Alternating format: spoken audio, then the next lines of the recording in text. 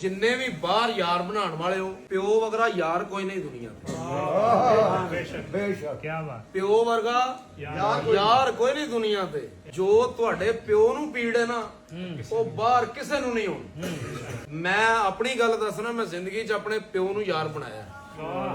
ਉਹ ਕੀਤੀ ਖਿਦਮਤ ਜੁਦਿਆਂ ਜੇ ਨਾ ਮਾਪਿਆਂ ਦੀ, ਮੋਇਆ ਟੋਗ ਜਾਣ ਦਾ ਕੀ ਫਾਇਦਾ।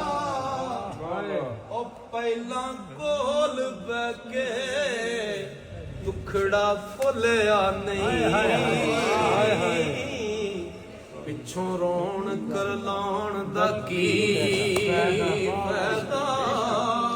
ਸਾਹ ਹੁੰਦਿਆਂ ਭੁੱਖ ਨਾ ਪਿਆਸ ਪੁੱਛੀ, ਪਿੱਛੋਂ ਦੇਗਾ ਚੜਾਉਣ ਦਾ ਕੀ ਫਾਇਦਾ। ਓ ਯਾਰੋ ਜਿੱਦੇ ਤੇ ਮਾਪੇ ਨਾਰਾਜ਼ੀ ਹੋਵਣ, ਉਹਦਾ ਮੱਕੇ ਵੱਲ ਜਾਣ ਦਾ ਕੀ ਫਾਇਦਾ। ਵਾਹ ਵਾਹ ਵਾਹ, ਕੀ ਬਾਤ।